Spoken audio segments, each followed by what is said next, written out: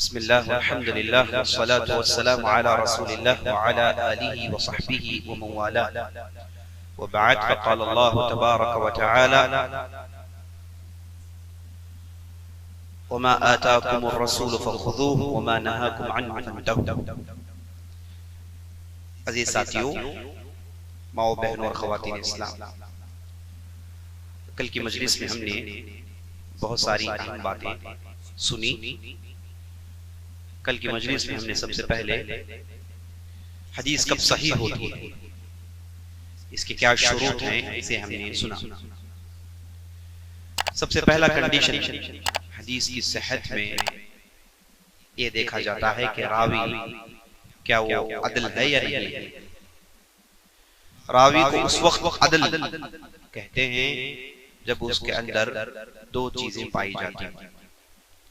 پہلا، اس کے اندر دیندار ہو، پنجگار نماز کا پابند ہو، اللہ اور اللہ کے رسول کے احکامات پر عمل کرتا ہو، حرام سے بچتا ہو، محرمات سے اجتناب کرتا ہو، اور اس کے ساتھ ساتھ اخلاق بامروت ہو، اچھے اخلاق والا ہو۔ دین اور اخلاق کو دیکھنے کے ساتھ ساتھ اس راوی کے متعلق یہ حکم لگایا جاتا ہے کہ راوی عدل ہے یا نہیں، اور اسے جانچنے پڑتالنے کے لیے اہل علم نے ایک مستقل فن کا آغاز کیا، ایک مستقل علم کا آغاز کیا، جس کا نام علم اسماء الرجال۔ علم اسماء الرجال، الرجال سے مراد ادھر روات ہے، راوی۔ تو راویوں کے احوال، راویوں کی زندگیاں، ان کی سوانح حیات، ان کی بایوگرافیز کو اہل علم نے جمع کیا۔ تو اس ڈھنگ سے ہمارے پاس لگ بھگ 5 لاکھ سے زیادہ راویوں کی زندگی جمع ہو گئی ہے۔ اب اس کے جمع کرنے میں اہل علم نے مختلف قسم کے تفنن دکھائے، مختلف قسم کی اپنی مہارتیں دکھائی، یہاں تک کہ اہل علم نے راویوں کی نام کی ڈکشنریز بنائی۔ ان میں سے سب سے مشہور ڈکشنری جو مختصر اور بہتر مانی جاتی ہے، وہ ڈکشنری ابن حجر العسقلانی رحمہ اللہ نے لکھا ہے، جس کا نام ہے تقریب التہذیب۔ تقریب التہذیب ایک ایسی ڈکشنری ہے جس میں راویوں کی زندگیاں ہم کو صرف ایک یا پھر 2 لائن مل جائے گی۔ تو پہلا کنڈیشن راویوں کو دیکھا جائے کہ کیا یہ عدل ہیں کہ نہیں، اور دوسرا کنڈیشن عزیز دوستو تام ضبط کا، ضبط کا ضبط کہتے ہیں حفاظت کو، کہ وہ کیسے حفاظت کرتا ہے۔ اگر یاد کرتا ہے تو اس کی یادداشت میں کوئی خلل تو نہیں، پختہ یاد کرنے والا ہے کہ نہیں، یہ بات دیکھی جاتی ہے۔ نمبر 2، اگر لکھتا ہے تو لکھ کر وہ حفاظت کرتا ہے کہ نہیں، یہ بھی بات دیکھی جاتی ہے۔ یہ ہو گیا دوسری کنڈیشن۔ اور تیسری کنڈیشن اہل نے لگایا کہ یہ جو سند ہے جن میں راویوں کا ذکر ہوتا ہے، ایک راوی دوسرے راوی سے نقل کرتا ہے، روایت سناتا ہے، تو اس میں کہیں پر بھی ڈسکنیکشن نہ ہو، کہیں سند ٹوٹی ہوئی نہ ہو، سند پوری لگی ہوئی ہو۔ تو اس کے لیے اہل علم نے مستقل اس کے لیے بحثیں کی، اہل علم کی روات کی زندگی میں جانچ پڑتال کیا، وہ کب پیدا ہوئے، کدھر پیدا ہوئے، کس بستی میں داخل ہوئے، کب نکلے، اور ان کے سن وفات کیا ہے۔ اس کے لیے اہل علم نے مستقل کتابیں لکھی، یہ جاننے کے لیے۔ اور چوتھا کنڈیشن یہ ہے کہ روایت شاذ نہ ہو، روایت متن شاذ نہ ہو۔ اگر شاذ ہو تو اسے ضعیف قرار دیا جائے گا۔ شاذ کا معنی یہ ہے کہ کمزور حفظ والا راوی ایک مضبوط حفظ والے راوی کی مخالفت کرے اور اس کے خلاف حدیث سنائے، تو اس حدیث کو شاذ کہا جاتا ہے۔ اور کنڈیشن نمبر 5، حدیث میں یا پھر متن میں یا پھر سند میں کہیں پر بھی علت نہ ہو۔ اور ہم نے کل کی مجلس میں سنا، اس علم کو مستقل علم العلل کہا جاتا ہے۔ علت کا معنی کمزوری، سند میں یا پھر متن میں کہیں پر بھی اگر کمزوری ہو تو اس حدیث کو ضعیف قرار دیا جائے۔ اور ہم نے بھی بتایا کہ سند کا ٹوٹنا، راوی کا عدل نہ ہونا، راوی کے حفظ میں کمزوری ہونا، یہ سب علتیں ہیں، اس میں کوئی شک نہیں۔ لیکن جب 5ویں کنڈیشن میں اہل علم نے علت کہا تو اس سے مراد ایسی علت جو عام لوگوں کو نظر نہیں آتی، عام محدثین کو نظر نہیں آتی، جو فن کے ماہر ہیں، جن کے اندر اللہ رب العزت نے وہ دقیقہ بینی تھی، وہ ان چیزوں کو دیکھ سکتے ہیں۔ کل ہم نے اس کی مثال بھی سنی۔ اگر یہ 5 کنڈیشنز پورے ہو جائیں تو اس حدیث کو صحیح حدیث قرار دیا جاتا ہے، اور اس حدیث کو حدیث صحیح لذاتہ کا لقب دیا جاتا ہے۔ اگر کہیں پر بھی کمزوری ہو تو وہ حدیث ضعیف قرار پاتی ہے۔ حدیث حسن لذاتہ وہ حدیث ہے جس میں کنڈیشن نمبر 2 ضبط کے معاملے میں اگر راوی کے اندر کچھ کمزوری پائی جائے، اس کا حفظ اتنا پختہ نہیں جو بڑے ماہرین کا حفظ ہوتا ہے، تو اس کمزوری کے بنیاد پر اس راوی کی اس روایت کو حسن روایت قرار دیا جائے گا، اس حدیث کو حسن حدیث قرار دیا جائے گا۔ تو اس حدیث کو کہا جاتا ہے حسن لذاتہ۔ اگر کسی ایک مسئلے میں حسن لذاتہ کی روایتوں کو ایک جگہ جمع کر دیا جائے اور اس موضوع پر بہت ساری روایتیں ہیں، بہت سارے اسانید ہیں، تو ان تمام سندوں کو جوڑ کر ان تمام احادیث کو مد نظر رکھتے ہوئے اس روایت پر یہ حکم لگائیں گے صحیح لغیرہ، وہ روایت صحیح لغیرہ لذاتہ لغیرہ۔ کل بہت سارے لوگوں نے یہ سوال کیا کہ یہ ذاتی لغیرہ کا کیا معاملہ ہے؟ تو عزیز دوستو اچھی طریقے سے سمجھ لیجئے، لذاتی سے مراد خود حدیث، خود ذات سے مراد خود اپنے آپ اتنی پختی ہے کہ وہ اپنے آپ کو صحیح بنا لیتی ہے، صحیح لذاتی۔ حسن لذاتی اس کے اندر اتنی طاقت ہے کہ ایک اکیلی ہی اپنے آپ کو حسن قرار دے سکتی ہے۔ اور جب لغیرہ ہی کہیں گے، غیر کہتے ہیں عربی میں دوسرے کو، یعنی یہ صحیح لغیرہ سے مراد یہ حدیث صحیح بنی خود اپنی وجہ سے نہیں، دوسری نظروں پر، دوسری روایتوں پر نظر ڈالنے کے بعد، دوسرے احادیث کو دیکھنے کے بعد، ان تمام حدیثوں کو جوڑ کر اس حدیث پر یہ حکم لگایا گیا کہ حدیث صحیح لغیرہ۔ تو لغیرہ کہیں گے دوسری روایتوں پر دیکھنے کے بعد جو حکم لگایا جاتا ہے وہاں غلط استعمال ہوگا۔ اگر کسی روایت کو دیکھا نہیں، صرف اس روایت کو دیکھ کر محدث نے کہا صحیح ہے، تو اسے ذاتی کا لقب دیا جائے گا۔ امید ہے کہ بات سمجھ میں آ گئی ہوگی۔ تو 4 اس ڈھنگ سے 5 قسم ہوتی ہیں حدیث کی: صحیح لذاتہ، صحیح لغیرہ، صحیح حسن لذاتہ، حسن لغیرہ، ضعیف۔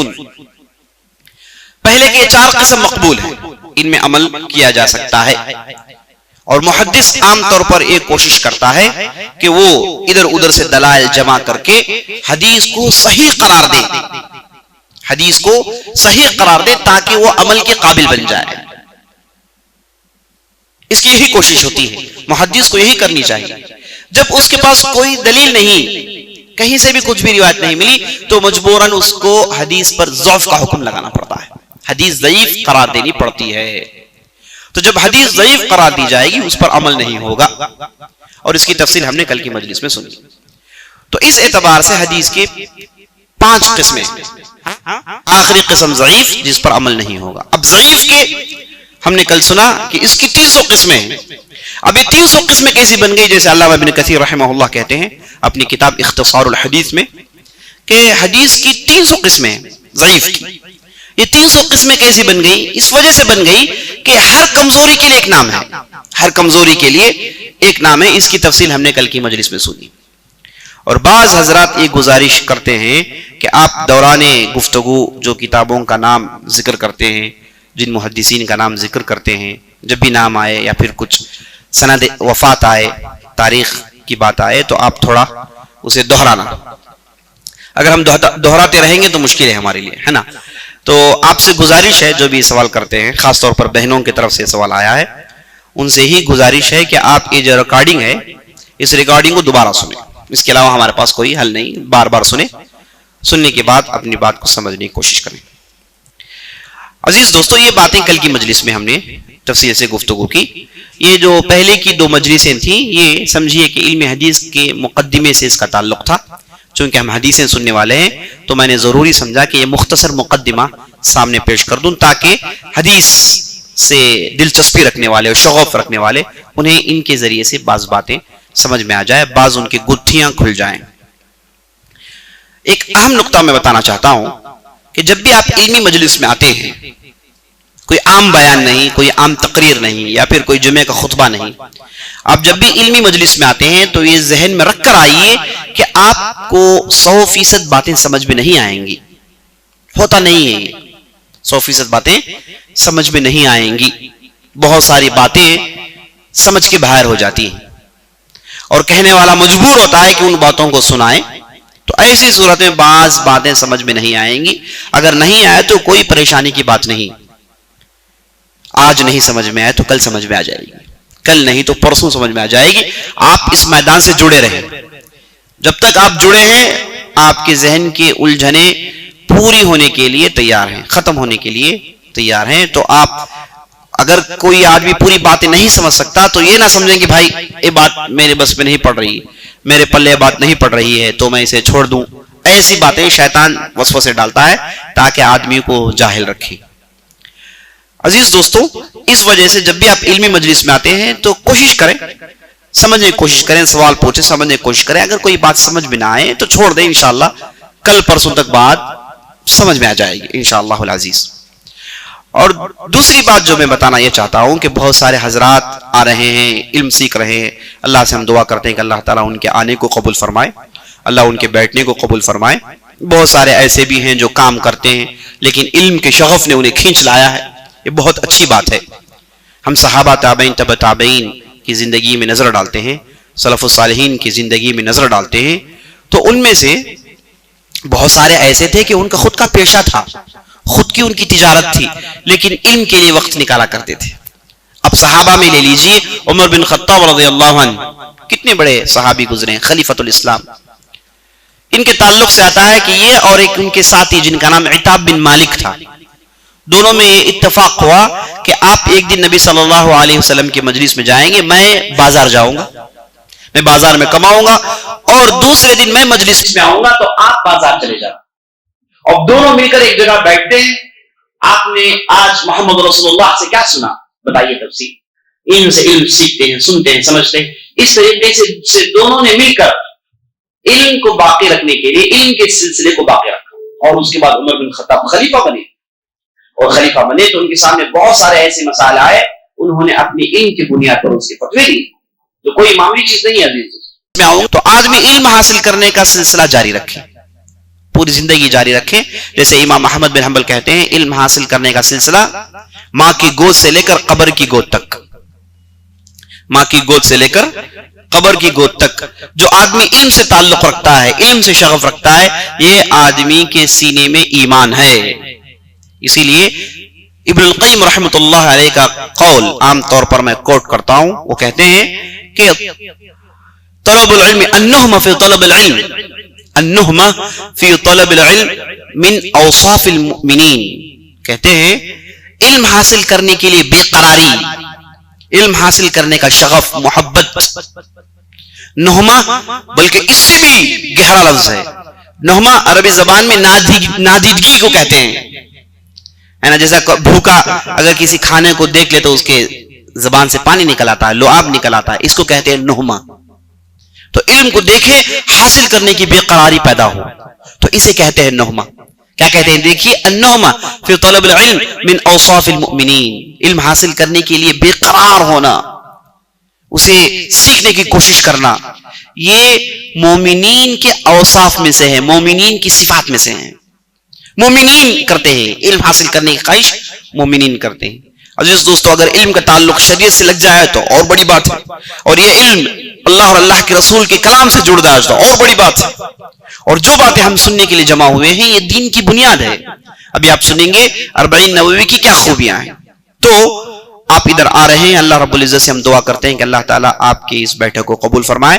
اگر بعض باتیں سمجھ میں نہ آئے تو انتظار کریں، صبر کریں. علم میں صبر چاہیے، انشاءاللہ بعد میں باتیں سمجھ میں آ جائیں گی انشاءاللہ العزیز.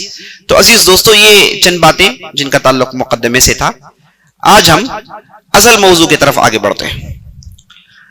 اصل موضوع 40 النوویہ، الاربعون النوویہ، یہ کتاب کا نام ہے جس کی شرح کے لیے ہم جمع ہو رہے ہیں.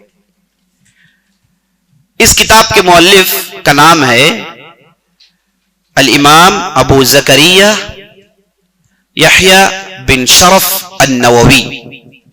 الامام ابو زکریہ یحییٰ بن شرف النووی. یہ کتاب الاربعون نووی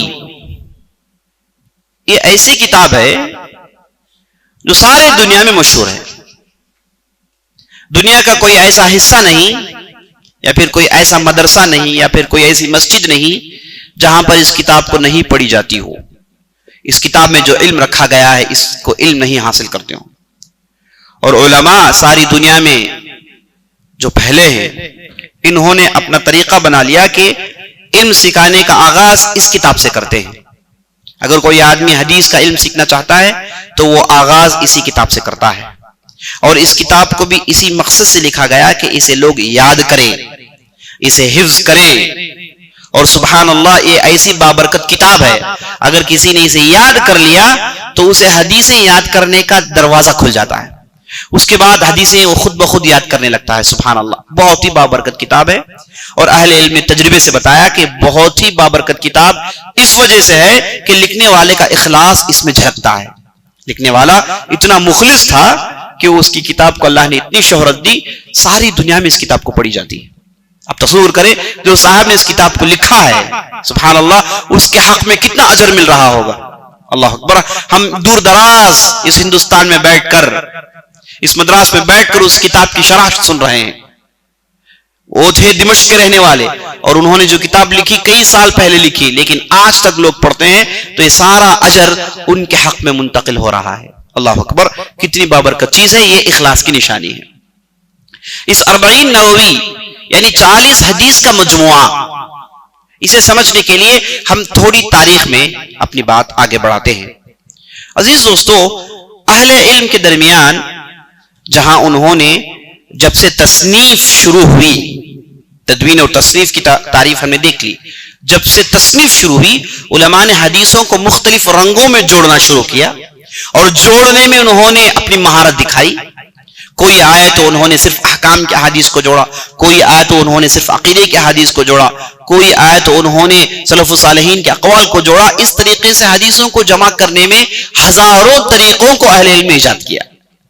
یہ اس چیز کی دلیل ہے کہ ان کے پاس اتنی مہارت تھی کہ وہ حدیث کو جوڑنے میں مختلف قسم کے طریقے اختیار کر سکتے ہیں. تو یہ تصنیف کے جو کئی شکلیں ہیں ان میں سے ایک شکل 40 حدیثوں کو جوڑنے کا ہے, 40 حدیثوں کو جمع کرنے کا ہے. اور آپ صلی اللہ علیہ وسلم کی ایک روایت ہے جس میں آپ صلی اللہ علیہ وسلم کہتے ہیں, بخاری کی روایت ہے, آپ صلی اللہ علیہ وسلم کہتے ہیں, ابو ہریرہ راوی ہیں, کہتے ہیں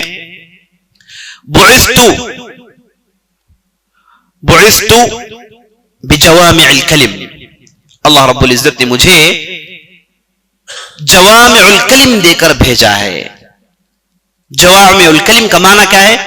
الامام حسن البصری اس کی تشریح کرتے ہوئے ارشاد فرماتے ہیں کہ جوامع الکلم کا معنی یہ ہے کہ قد یجمع اللہ له الاشیاء الامور الكثیرہ التي تكتب في الكتب في الامر الواحد او الامرين. کہتے ہیں کہ اس کا معنی یہ ہے کہ اللہ رب العزت نبی صلی اللہ علیہ وسلم کے لیے بہت ساری باتوں کو جمع کر دیتا ہے. ایسی باتیں, ایسی چیزیں اگر انہیں لکھا جائے تو کئی جلدیں درکار ہیں, کئی والیومز درکار ہیں, بہت ساری کتابوں کی ضرورت پڑے گی ان باتوں کو لکھنے کے لیے. اللہ رب العزت نے ان باتوں کو محمد رسول اللہ کے لیے ایک لفظ میں, 2 لفظ میں جمع کر دیا ہے. آپ صلی اللہ علیہ وسلم ایک لفظ کہیں گے, 2 لفظ کہیں گے, ایک جملہ کہیں گے جس میں پوری تاریخ موجود ہوگی اور تمام پریشانیوں کا حل ہوگا اور ہر مسئلے کا جواب دیا جائے گا. مختصر سی بات ہوگی, ساری دنیا کو اللہ جمع کر دے گا. جیسا دریا کو کوزے میں سمونے کا معاملہ ہے, پورے سمندر کو ایک کوزے میں جمع کر دیا جائے گا. ایک جملہ کہیں گے, اتنے سارے معنی اس کے نکل آئیں گے. تو آپ صلی اللہ علیہ وسلم کی بخاری کی روایت ہے. ایک دوسری حدیث میں دارقطنی کی روایت میں آپ صلی اللہ علیہ وسلم کہتے ہیں اعطیت جوامع الکلم واختصر لی الحدیث اختصارا. اللہ رب العزت نے مجھے جوامع الکلم بنایا, تمام کلموں کا میں جامع ہوں. جامع لفظ کہتا ہوں, کہوں گا تو اس کے اندر معنوں کا ایک سمندر نکل آئے گا اور اللہ رب العزت نے میری بات کو مختصر کیا. سبحان اللہ، کتنی زبردست بات ہے. مختصر. آپ نبی صلی اللہ علیہ وسلم کی سیرت اٹھا کر دیکھیے. آپ صلی اللہ علیہ وسلم کی تقریریں گھنٹوں میں نہیں ہوتی تھی. آپ صلی اللہ علیہ وسلم کی تقریر اگر آپ پڑھیں گے تو 10 منٹ 15 منٹ سے زیادہ نہیں ہے. سب سے اہم خطبہ آپ صلی اللہ علیہ وسلم کا خطبہ حجۃ الوداع کا ہے. کوئی بھی آدمی سے بڑی آسانی سے یاد کر لے سکتا ہے. جو لوگ عربی زبان سے شغف رکھتے ہیں، جو لوگ علم سیکھنا چاہتے ہیں، انہیں چاہیے کہ خطبہ یاد کریں. یہ خطبہ مکمل طور پر ازبر ہو، بہتر انداز سے اسے یاد کریں.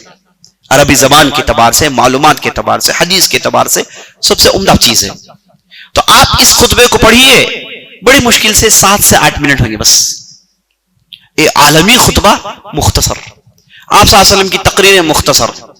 آپ صلی اللہ علیہ وسلم کے الاحادیث القولیہ، آپ صلی اللہ علیہ وسلم کا حدیث القولیہ جمع کریں گے، مختصر، پوری مختصر، 1 لائن 2 لائن بس. اس سے زیادہ بات چیت نہیں، زیادہ عمل. آپ کو الاحادیث العملیہ زیادہ نظر آئیں گے. صحابہ کہیں گے آپ صلی اللہ علیہ وسلم ایسا عمل کیا، ایسا عمل کیا، ایسا عمل کیا، یہ بہت زیادہ آپ کو نظر آئیں گے. احادیث القولیہ بہت کم، مختصر نظر آئیں گے آپ کو. اللہ اکبر. کیونکہ آپ صلی اللہ علیہ وسلم کہتے ہیں اختصر لی الحدیث اختصارا، میرے لیے اللہ رب العزت نے بات چیت کو مختصر بنا لیا. اور صحابہ جنہوں نے محمد رسول اللہ کے اوصاف، ان کے اخلاق گنوائے، انہوں نے تو عام طور پر یہ کہا کہ آپ صلی اللہ علیہ وسلم عام طور پر خاموش رہتے، چہرے میں روب ہوتا، مسکراتے، اور مجلسیں خاموش ہوتی، عام خاموش مجلسیں ہوتی، بہت کم گفتگو کرتے. اب جب بھی گفتگو کرتے، گفتگو کا انداز کیسے ہوتا؟ گویا کہ ایک لشکر کو للکار رہے ہیں، اس انداز سے گفتگو کرتے. بات چیت کرتے تو عام طور پر اپنے انگلی کا ایسے اشارہ کرتے، آگے آگے لاتے، گویا کہ ڈرا رہے ہیں، دھمکا رہے ہیں. اور اگر کوئی بات زیادہ اہمیت والی ہو تو چہرہ سرخ ہو جاتا. اس چیز کی نشانی ہے کہ غصے میں ہے، معاملہ سنگین ہے، چہرہ سرخ ہو جاتا تھا. اور اگر کسی بات کی تاکید کرنا چاہتے، اس بات کو 1 بار نہیں، 2 بار نہیں، 3 مرتبہ کہتے، 3 مرتبہ کہتے، تاکہ سننے والا اسے یاد کر لے. اسی لیے سبحان اللہ، نبی صلی اللہ علیہ وسلم کے احادیث قولیہ، آپ صلی اللہ علیہ وسلم نے جو بھی کہا اسے لوگوں نے حفظ کر لیا. جیسے قرآن حفظ کیے، ویسے آپ صلی اللہ علیہ وسلم کے الفاظ کو حفظ کر لیا، کیونکہ وہ جامع تھے. اس کے اندر وہ عربی زبان کا چسکا تھا، اس کے اندر اختصار تھا، اس کے اندر سمندر کو کوزے میں ڈالنے کا معاملہ تھا. اس لیے یاد کر لیے صحابہ نے. تو عزیز دوستو، نبی صلی اللہ علیہ وسلم کہتے ہیں کہ مجھے اللہ رب العزت نے جوامع الکلم دیا، میری بات چیت کو اللہ نے مختصر کر دیا. مسلم کی روایت ہے، آپ صلی اللہ علیہ وسلم سے ایک صحابی نے آ کر پوچھا، یا رسول اللہ البتع والمزر کا کیا معاملہ؟ البتع والمزر کا کیا معاملہ؟ یہ 2 قسم کے شراب تھے جو جاہلیت میں بعض عربی قبائل پیا کرتے تھے. بعض اہل علم نے کہا یہ قسم کا نبیذ تھا. نبیذ کہتے ہیں اصل میں وہ شراب جائز ہے، لیکن اس میں اگر آپ تھوڑی دیر سے پیئیں گے تو اس میں نشہ پیدا ہو جاتا ہے. تو البتع والمزر 2 قسم کے شراب تھے جو جاہلیت میں لوگ پیا کرتے تھے. اس تعلق سے نبی صلی اللہ علیہ وسلم سے پوچھا گیا. تو صحابی کہتے ہیں کہ سوال ہوا، آپ صلی اللہ علیہ وسلم نے ایسا جامع جواب دیا جن میں آپ صلی اللہ علیہ وسلم نے جن چیزوں کے تعلق سے پوچھا گیا اسے بھی داخل کر لیا، اور اس کے بعد جو بھی ذہن میں شک پیدا ہوگا اسے بھی داخل کر لیا. ایک عام جملہ سنایا آپ صلی اللہ علیہ وسلم نے. اور راوی کہتے ہیں قد اعطی رسول اللہ صلی اللہ علیہ وسلم جوامع الکلم بخواتمہ. راوی کہتے ہیں ابو سعید الخدری ہے، ہاں ابو سعید الخدری ہے یا پھر کوئی دوسرے سعد ہیں.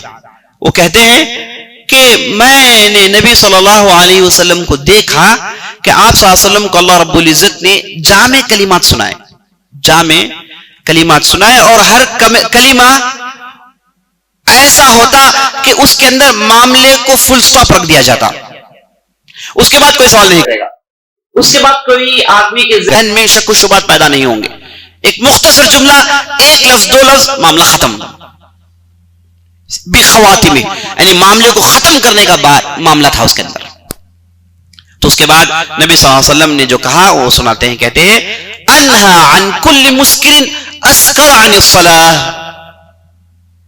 میں ہر وہ نشیوار چیز سے روکتا ہوں جو آدمی کو نماز کے تعلق سے غفلت میں ڈال دے، نماز میں غفلت میں ڈال دے.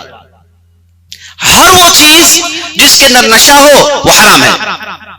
اب آپ بطر سے پوچھئے، مزر پوچھئے، آپ پھر دوسرے اقسام سے پوچھئے، سب اقسام حرام ہیں. آپ صلی اللہ علیہ وسلم مختصر کہہ دیا ہر وہ چیز جس میں نشہ ہے حرام ہے، ہر وہ چیز جس میں نشہ ہے حرام ہے. مختصر تھا، پورا معنی داخل ہو گیا. تو اس میں جو نبی صلی اللہ علیہ وسلم کے صحابی نے جو کہا اعطی جوامع الکلم بخواتم، یعنی آپ صلی اللہ علیہ وسلم کو اللہ رب العزت نے جامع الفاظ دی، جامع الفاظ کا وہ مادہ اللہ کے رسول صلی اللہ علیہ وسلم کو دیا گیا. عزیز دوستو، اب ہوا یہ کہ یہ جو جامع الکلم ہے اس تعلق سے اہل علم نے حدیث کے مجموعے میں کوشش یہ کیا کہ کہاں ہے وہ جوامع الکلم، اسے جمع کرنے کی کوشش کی. جب سے ابو جعفر المنصور نے امام مالک کو حکم دیا کہ آپ موطا تیار کریں، تو اس کے بعد اہل علم نے تصنیفوں کا کئی قسم منظر عام میں لایا. تو اس میں ایک قسم بھی داخل ہو گیا کہ جوامع الکلم کہاں ہیں، یہ موتیاں کہاں ہیں حدیث کے مجموعے میں، اسے اٹھا اٹھا کر جمع کرتے تھے. سمجھ میں یہ بات؟ تو سب سے پہلے جنہوں نے ایک مجموعہ جمع کیا جس میں اس قسم کی حدیثیں، ایک لائن دو لائن کی حدیثیں، دو لفظ تین لفظ کی حدیثوں کو جمع کیا. سب سے پہلے جمع کرنے والے ایک محدث ہیں جن کا نام الحافظ ابو بکر ابن السنی، الحافظ ابو بکر ابن السنی، انہوں نے سب سے پہلے جوامع الکلم کی حدیثوں کو جمع کیا.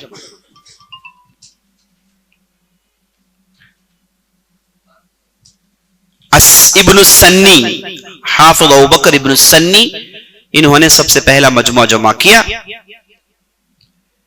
جس میں انہوں نے اس کتاب کا نام رکھا جوامع الکلم فی السنن المأثورہ، جوامع الکلم فی السنن المأثورہ. اس کے بعد ایک دوسرے محدث آئے جن کا نام تھا القاضی ابو عبداللہ، القاضی ابو عبداللہ القضاعی. انہوں نے ایک مشہور کتاب لکھی جس کا نام انہوں نے رکھا الشہاب فی الحکم والآداب. اس میں انہوں نے نبی صلی اللہ علیہ وسلم کے جامع الفاظ کو جمع کیا.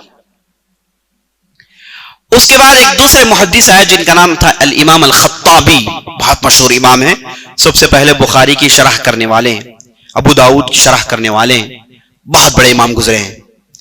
انہوں نے کتاب لکھی جس کا نام تھا غریب الحدیث. اس کتاب میں انہوں نے نبی صلی اللہ علیہ وسلم کے جامع الفاظ کو جمع کیا. اس کے بعد ایک بہت بڑے محدث آئے جن کا نام تھا ابن الصلاح. انہوں نے ایک مجموعہ جمع کیا جس کا نام تھا الحدیث الکلیہ، الحدیث الکلیہ. الاحادیث الکلیہ اصل میں وہ انہوں نے دروس دی جوامع الکلم کے موضوع پر، جامع الفاظ کہاں ہے حدیث میں. تو انہوں نے لمبی بحث کرنے کے بعد کہا کہ پورے حدیث کے مجموعے میں 26 ایسی حدیثیں، کتنی؟ 26 ایسی حدیثیں ہیں جنہیں ہم پوری شریعت کی بنیاد کہہ سکتے ہیں. یہ 26 حدیث کو اگر کسی نے سمجھ لیا، اس کا علم حاصل کر لیا، یاد کر لیا، 26 کہتے ہیں 26 کو یاد کر لیا تو سمجھیے کہ پوری شریعت اس کے سینے میں ہے. تو انہوں نے 26 حدیث کا ذکر کیا. یہ تھے امام ابن الصلاح. ان کے جانے کے بعد ہمارے یہ مؤلف امام نووی آئے. انہوں نے کہا کہ میں بھی ابن الصلاح کی کوشش کی، میں نے بھی پورے حدیث کے مجموعے کو کھنگالا، لاکھوں حدیثوں کو دیکھا. کوشش یہ تھی کہ ایسی حدیثوں کو لے کر لائے اگر ان حدیثوں کو سمجھ لیا جائے، یاد کر لیا جائے تو پوری شریعت کو سمجھ لے سکتے ہیں، پوری شریعت سامنے آ جائے گی، شریعت کا مقصد سامنے آ جائے گا. اسے عربی میں کہتے ہیں اصول الدین، عربی میں کہتے ہیں اصول الدین، دین کی بنیاد جمع ہو جائے. تو امام نووی نے کہا کہ ابن الصلاح کی 26 حدیثوں کے ساتھ میں 16 حدیثوں کو جوڑتا ہوں تو کل کتنا ہوا؟ 42،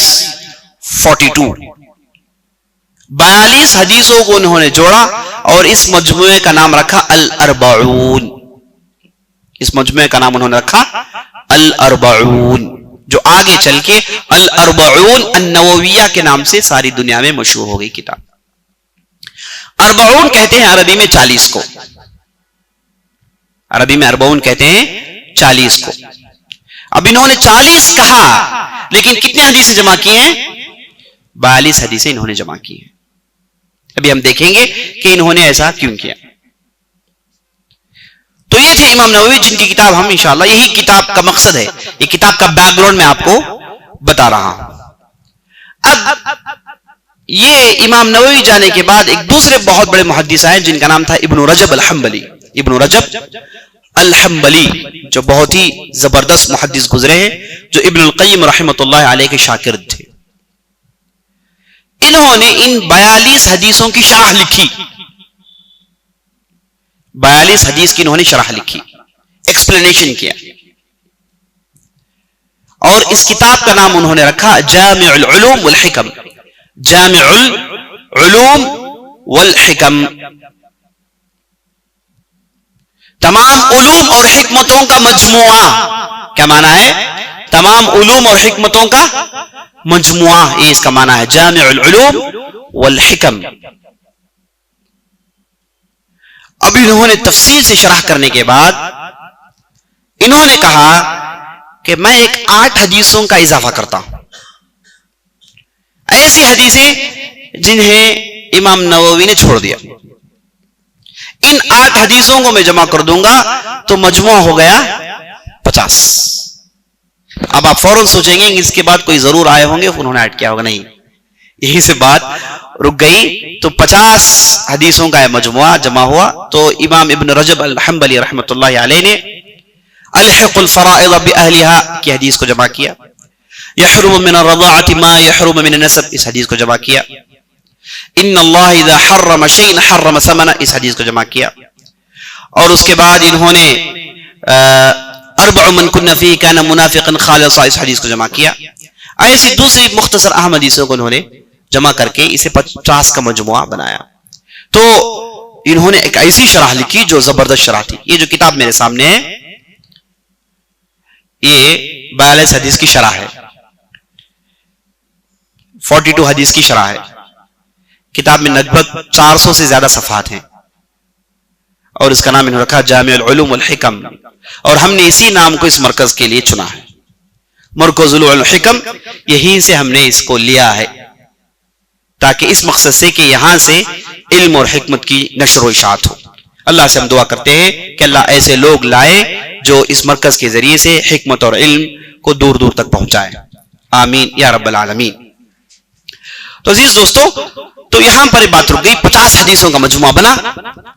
ابن رجب الحنبلی رحمۃ اللہ علیہ نے اسے 50 بنایا. اور ان کی جو شرح ہے، یہ شرح ایسی شرح ہے اگر کوئی آدمی اس کی پہلے 3-4 صفحوں کو سمجھ لے تو وہ عالم شمار ہو سکتا ہے.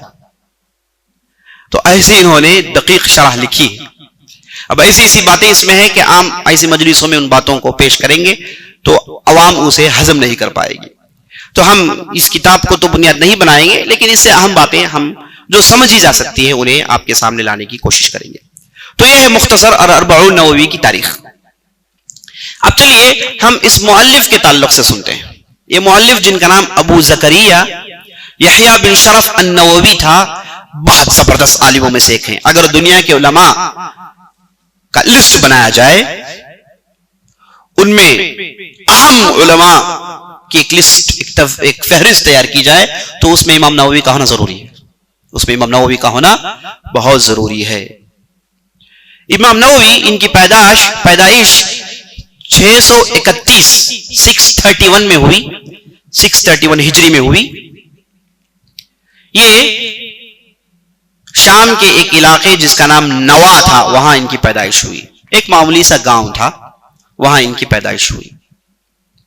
اور ایک بہت ہی غریب خاندان سے ان کا تعلق تھا اور ان کے والد صاحب کے پاس ایک دکان تھی جس میں کام کیا کرتے تھے.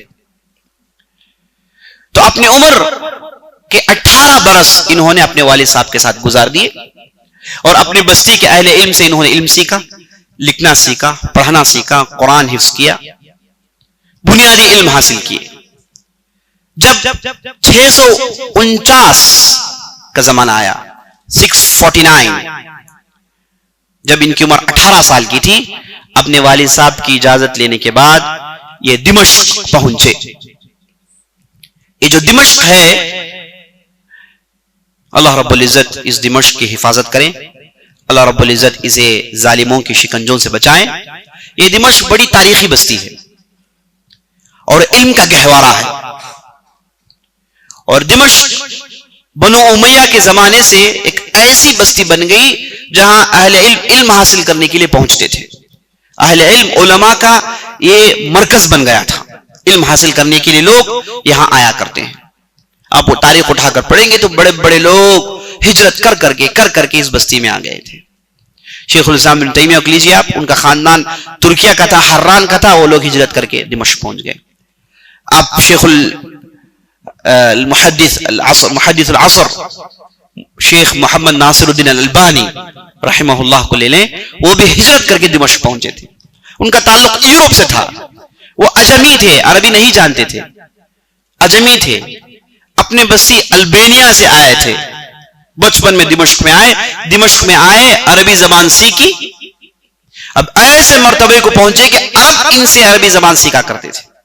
عرب کو عربی زبان کی رموز و اوقاف سکھایا کرتے تھے. اور پیشے سے وہ گھڑی کے ماہر تھے، واچ کے سروس مین تھے، واچ سروس کرتے تھے. اور جب کافی مشہور ہو گئے تب بھی یہ کام کرتے تھے. روزانہ 4 گھنٹے اس کے لیے لگاتے تھے بس. اور اس سے جو انکم ہوتا تھا اس سے ان کی زندگی چلتی تھی. اور ہجرت کر کے دمشق پہنچے. اللہ تو دمشق ایک ایسی بستی تھی، لوگ ہجرت کر کے وہاں پہنچتے تھے علم حاصل کرنے کے لیے. تو امام نووی کا شوق ان کے والد نے دیکھا، علم کی محبت ان کے والد نے دیکھا، تو انہیں لے کر دمشق پہنچا دیے.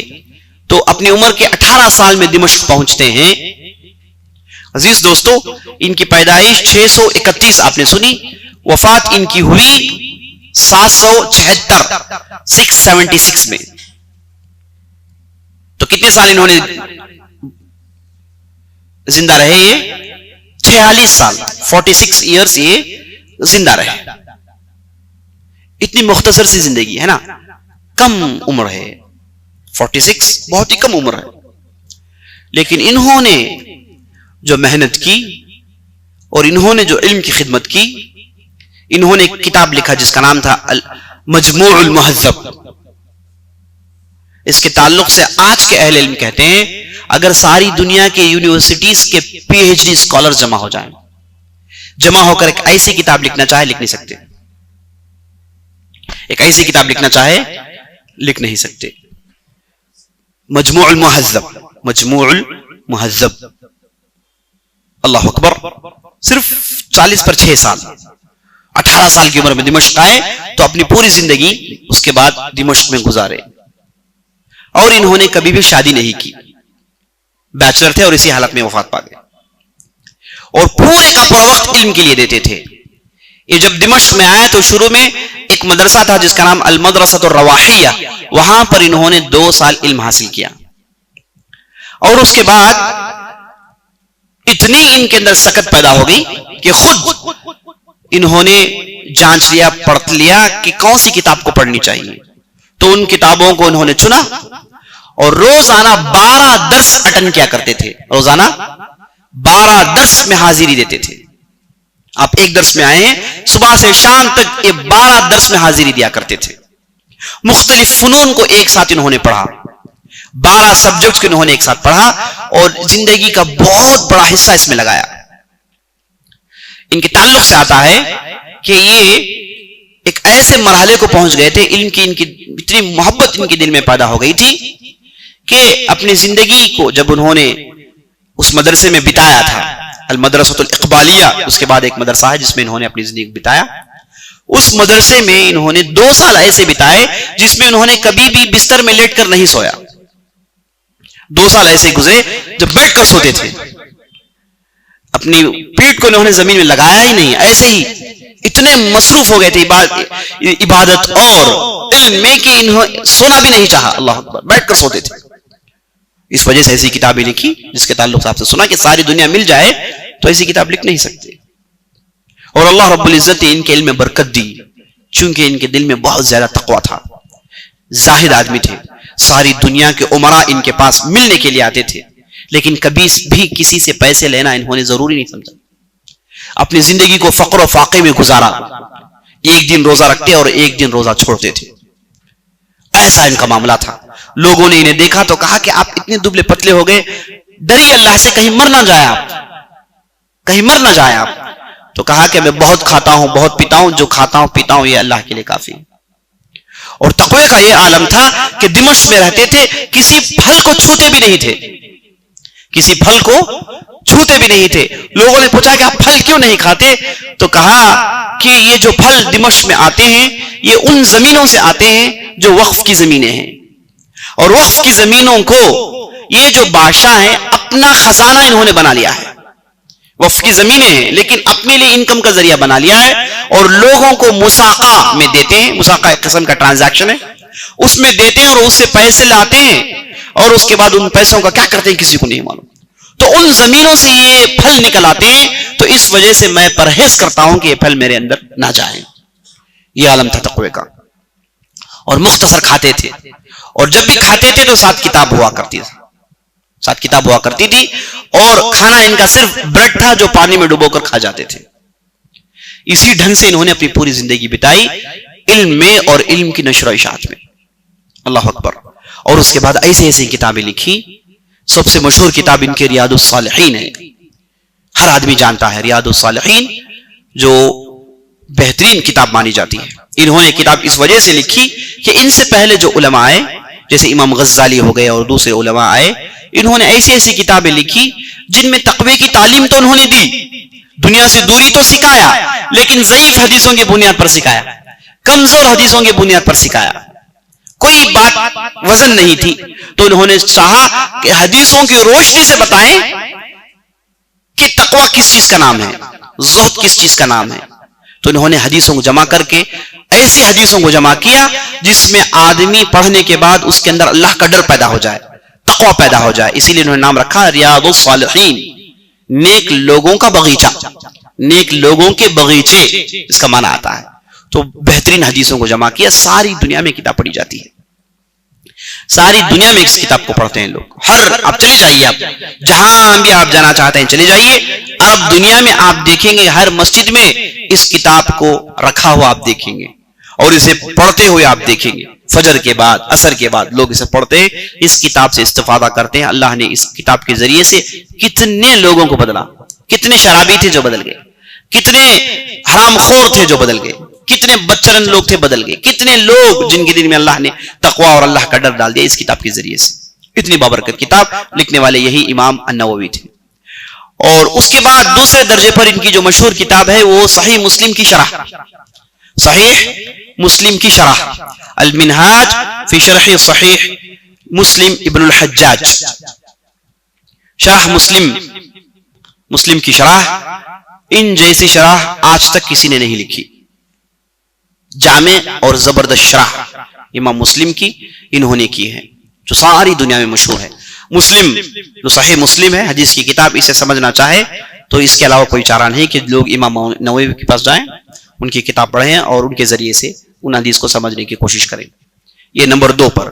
اور نمبر 3 پر امام نووی کی جو بہت ہی مشہور کتاب ہے وہ ہے تہذیب الاسماء واللغات۔ تہذیب الاسماء واللغات یہ امام نووی کی مشہور کتابوں میں سے ہے، جس میں انہوں نے لغہ عربی زبان پر انہوں نے بحثیں کی اور عمدہ باتیں بتائیں۔ اور نمبر 4 درجے پر آتی ہے تحریر التنبیہ، تحریر التنبیہ جو عربی زبان پر مشہور کتاب ہے۔ اور نمبر 5 پر مجموع المہذب، جس کا ذکر آپ نے سنا، فقہ پر ایک کتاب لکھی گئی، مجموع المہذب اس کا نام ہے، جو لگ بھگ 30-35 جلدوں میں مشتمل ہے۔ اور اس کے بعد اربعین نووی، جس کی شرح ہم سننے کے لیے جمع ہوئے ہیں۔ تو یہ ان کی مشہور کتابیں تھیں۔ اور اپنی زندگی کے آخری حصے میں یہ دمشق چھوڑ کر مکہ گئے، مکے میں حج کیا اور واپس آئے۔ تو مرنے سے 2 مہینے پہلے ان کے شاکر، جن کا نام ابن अत्तार है जिन्होंने इमाम नववी की जिंदगी लिखी है, जिन्होंने इमाम नववी को अपने आंखों से देखा। इन्होंने कहा कि 2 महीने पहले, वफात से 2 महीने पहले इन्होंने दर्स व तदरीस छोड़ दिया, सब कुछ छोड़ दिया और सिर्फ अल्लाह की इबादत के लिए मसरूफ हो गए। सिर्फ अल्लाह की इबादत किया करते थे और कसरत से कब्रस्तान जाया करते थे, कब्रों की जियारत करते थे, अपने असातिज़ा की कब्रों की जियारत करते, जहां पर ठहर कर बहुत देर तक रोते रहते थे, बहुत देर तक रोते रहते थे। और उसके बाद ये अपनी आखिरी जिंदगी में वापस अपने गांव चले जाते हैं, अन्नवा जहां इनकी पैदाइश हुई वहां चले जाते हैं, वहीं वफात पाते हैं। और जब वफात पा गए तो लोगों ने इनकी कब्र को घट करना चाहा, उस पर गुंबद बांधना चाहा। इमाम सुयूती कहते हैं, इमाम नववी की जिंदगी का जिक्र करने के बाद कहते हैं कि हुआ है कि जब लोगों ने गुंबद बनना चाहा तो लोगों ने ख्वाब में इमाम नववी को देखा कि वो डांट रहे हैं, कह रहे हैं कि ये सुन्नत के खिलाफ काम है, हरगिज ना करें, ये सुन्नत के खिलाफ है। कब्रों को घट करना, उस पर गुंबद बनाना ये नबी सल्लल्लाहु अलैहि वसल्लम की सुन्नत में नहीं, कब्र को इसी हालत में छोड़ दी जाए। तो जिन्होंने बना उन्होंने इसे ढा दिया और कब्र उसी हालत में है। कब्रों को घट करना और उस पर गुंबद बनना ये हमारे लोगों का क्या है, पुराना शेवा है। एक आदमी की इज्जत जब वो जिंदा रहते हरगिज नहीं करते, कदर हरगिज नहीं करेंगे जब वो जिंदा है, मरने के बाद कदर करेंगे और इतनी कदर करेंगे कि उनके साथ गुलू करने से भी परहेज नहीं करेंगे, यहां तक कि शिर्क भी कर बैठेंगे। ये जो आप अजमेर की दरगाह जो काफी मशहूर है, इसकी आप तारीख पढ़ेंगे तो आपको मालूम होगा कि जब वो मोइनुद्दीन चिश्ती रहमतुल्लाह अलैह जब वो वफात पाए, उन्होंने कभी भी नहीं कहा कि दरगाह बनी जाए। ये दरगाह जो सारे हिंदुस्तान में मशहूर है, हिंदो पाक में मशहूर है, लोग यहां आकर कहते हैं कि 7 मरतबा अजमेर की जियारत हो जाए तो एक हज के मुकाबला है। नऊज़ बिल्लाह, जहां जाकर इधर जियारतें करते हैं और ये कहते हैं कि यहां आना बरकत है। अजीज दोस्तों, ये जो दरगाह बनी गई 200 साल के बाद बनी गई। ये जब जिंदा थे यहां कुछ भी नहीं था और जब ये वफात पा गए यहां पर कुछ भी नहीं था, मामूली सी इनकी कब्र थी। बाद में लोकल एक अमीर आया जिसका नाम था महमूद, उन्होंने लोगों को जमा करने के लिए पॉलिटिकल उनकी जो अफकार थे, पॉलिटिक्स था, लोगों को जमा करने के लिए वो साहब ने सोचा कि क्या करें।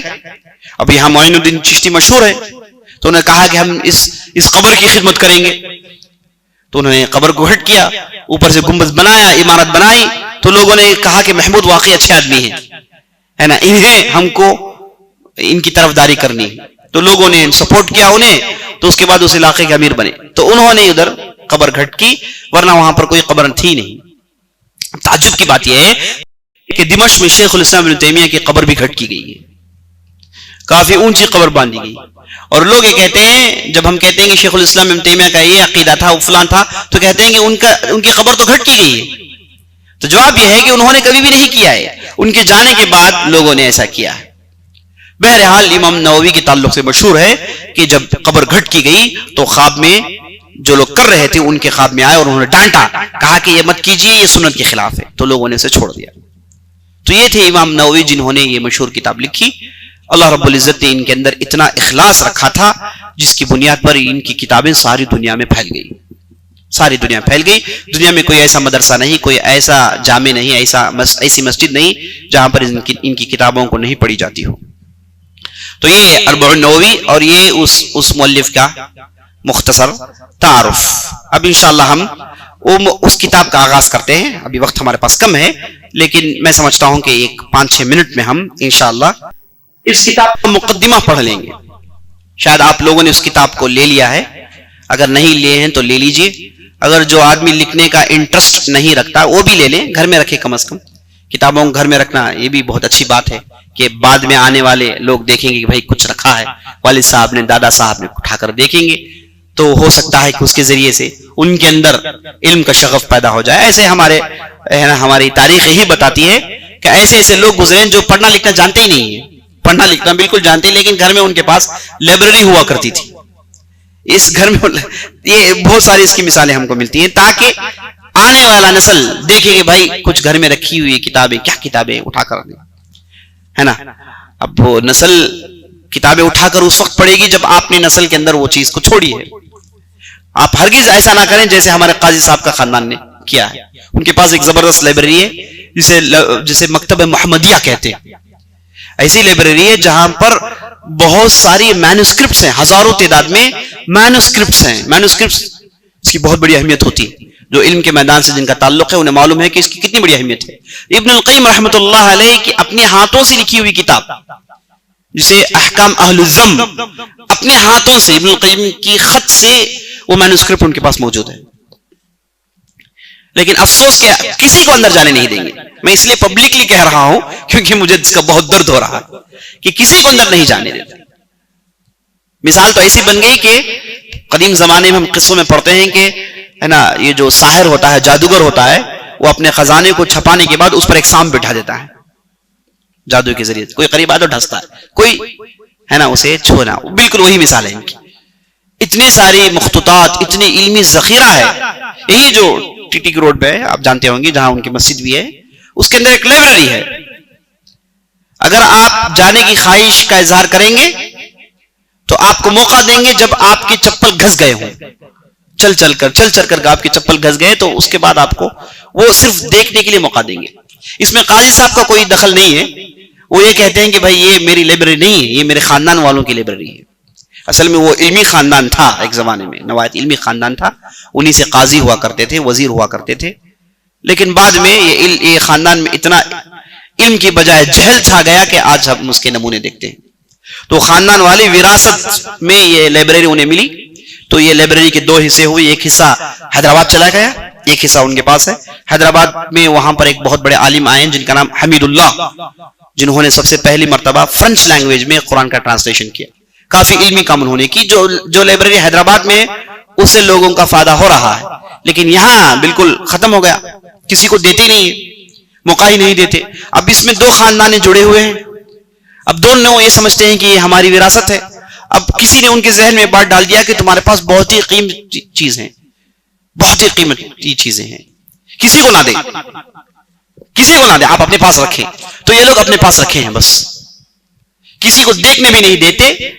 اب اگر بارش پڑ کر کوئی خدمت بھی نہیں ہے, کتابوں کی حفاظت کے لیے کوئی انتظام بھی نہیں ہے, اگر بارش ہو کر کتاب پانی میں بھیگ جائیں کتابیں, اسے لے کر جا کر کنویں میں پھینک دیتے ہیں. افسوس کا منظر ہے. دل میرا جل رہا ہے کہ ایسی اہم کتابوں کے ساتھ یہ سلوک, نعوذ باللہ. تو یہ ہے نا, یہ ہمارے جو ہے قاضی صاحب کا مسئلہ ہے, ان کی وہ لائبریری کا معاملہ ہے. تو عزیز دوستو, انشاءاللہ میں سمجھتا ہوں کہ کل دیکھیں گے مقدمہ. وقت ہو گیا ہے, کل کی مجلس کے لیے ہمیں مقدمہ رکھتے ہیں, اور ہم اللہ سے دعا کرتے ہیں ہم نے جو بھی کہا ہے, جو بھی سنا ہے, اس کے مطابق عمل کرنے کے اللہ رب العزت ہمیں توفیق بخشے. وصلی اللہ علی نبینا محمد وعلی آلہ وصحبہ اجمعین. اگر کوئی سوال ہے تو مجلس میں کر لیں.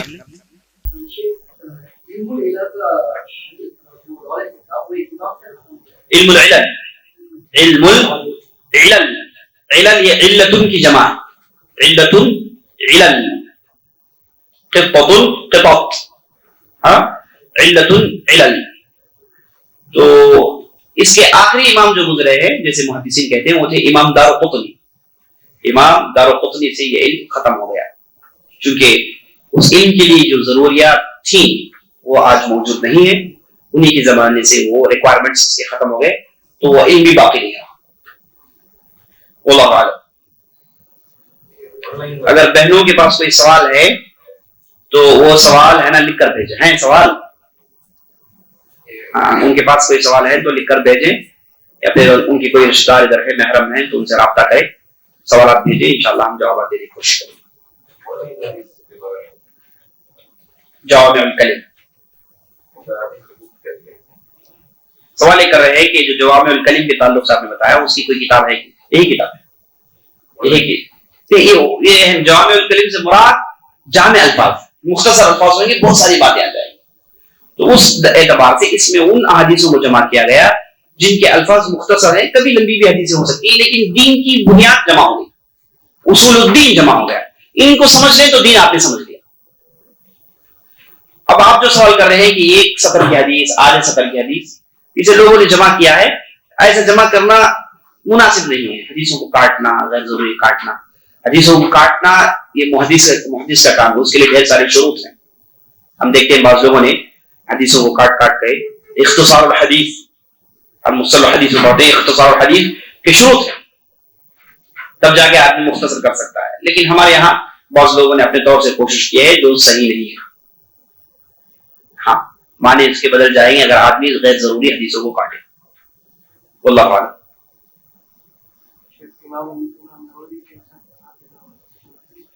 امام نووی کے چند اساتذہ، امام نووی کے بہت سارے اساتذہ تھے، ان میں جن سے انہوں نے تاثر لیا، متاثر ہوئے، جو شخصیت بنائی، ان کا نام تھا عبدالعزیز المغربی. عبدالعزیز المغربی یہ ایسے استاد تھے جب تک وہ زندہ تھے امام نووی نے درس نہیں دیا. عبدالعزیز المغربی جن کا نام تھا، جنہوں نے امام نووی کی شخصیت کو بنایا اور امام نووی کو بہت پسند کیا کرتے تھے، جن کی وفات 650 کی. اس کے علاوہ بہت سارے دوسرے ان کے اساتذہ ہیں. ابن الیونی ایک ان کے مشہور اساتذہ میں ہیں، دوسرے بھی ہیں. یہ مختصر جن کا ذکر میں کرنا چاہتا ہوں. اللہ اعلم. کچھ سوال؟ ٹھیک، مجلس برخاست. صلی اللہ علیہ وسلم محمد وعلی آلہ وصحبہ اجمعین.